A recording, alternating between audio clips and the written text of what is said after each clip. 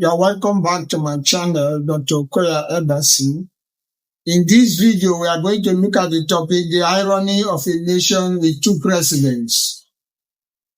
Now, here we are in a nation called Nigeria where we have two presidents that are in charge of this nation. The one that is elected by the people and the one that is appointed by the president.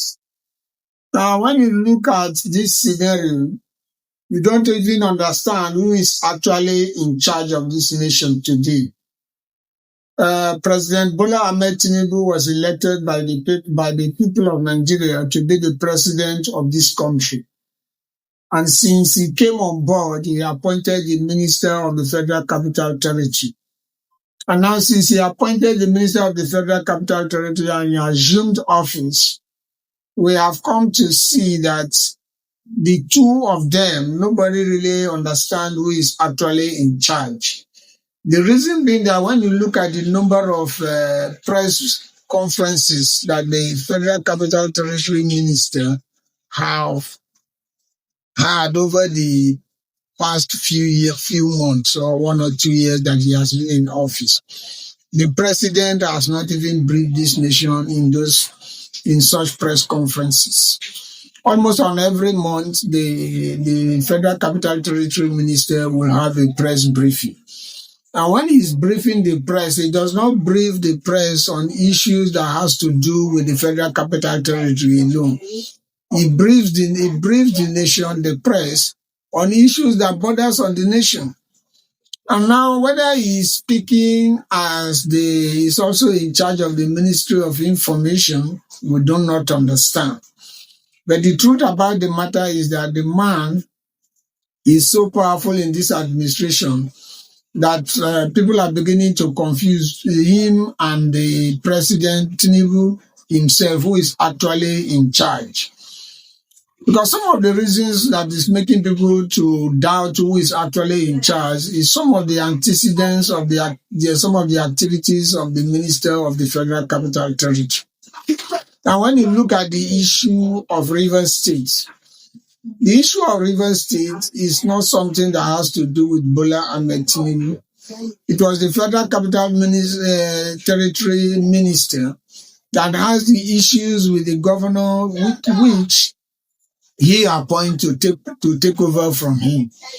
Now, these issues now become national issues that force the president to now take action. Force the National Assembly now to go into a voice vote to decide to third majority. These things are things that ordinarily, if the minister of the Federal Capital Territory does not have so much power, the president maybe would have decided otherwise.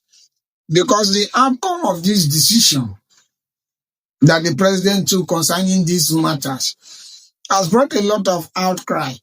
And it's really painting the administration in a bad light. And yet the president does not see anything wrong in it, as far as it has to do with the Minister of the Federal Capital Territory. The president is always comfortable. Now, this minister has welded so much power to himself that even the ministers that were appointed from the APC party itself do not have the such powers. And when you consider the fact that this minister is coming from an opposition party that was just appointed to be a minister in the government, and now he has so much power that even the ministers that were appointed from the APC party maybe have to either be loyal to him or they take directives from him. Then one begins to imagine what kind of a minister he actually is.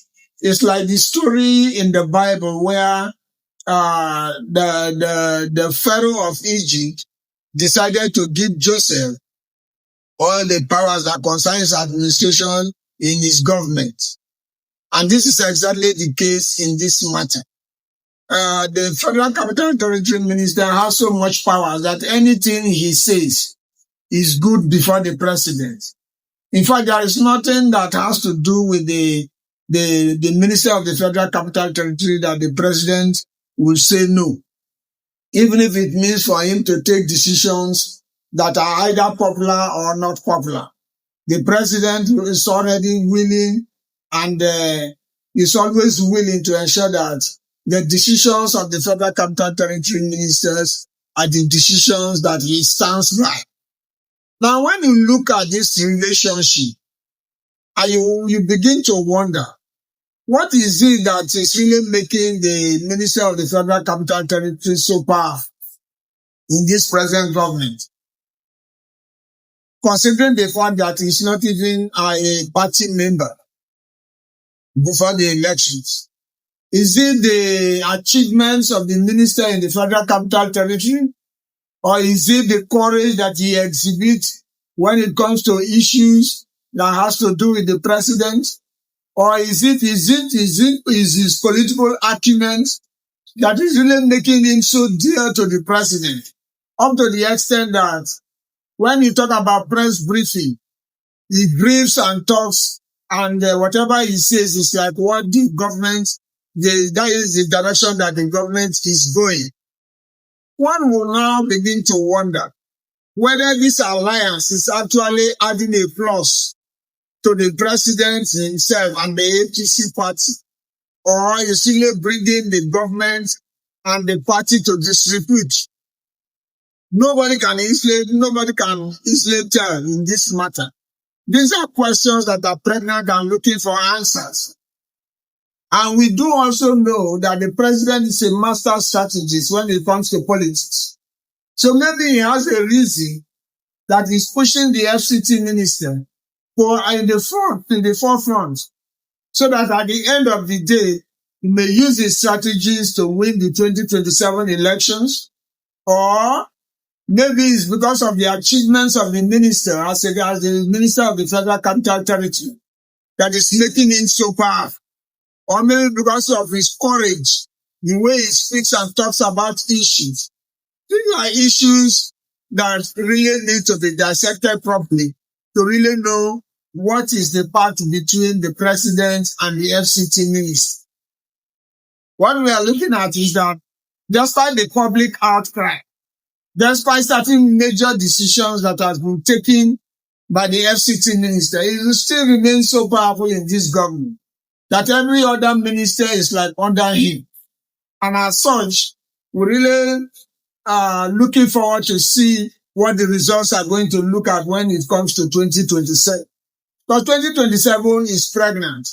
When the elections will come, will the actions of the Minister of the Federal Capital Territory be as, will it bring a negative impact to the administration, or whether it will bring a positive impact to this administration? It's only 2027 that can tell.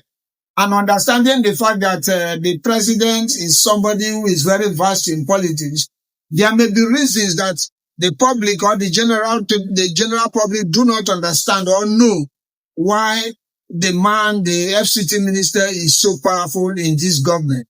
There may be reasons that the ordinary man cannot actually detect or decode presently. And as such, we would like to see how these ones will play out in 2027.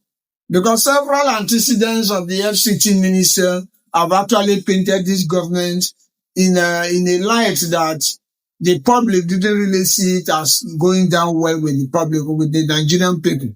And yet the government is still maintaining and keeping him, making him so powerful to continue in his actions.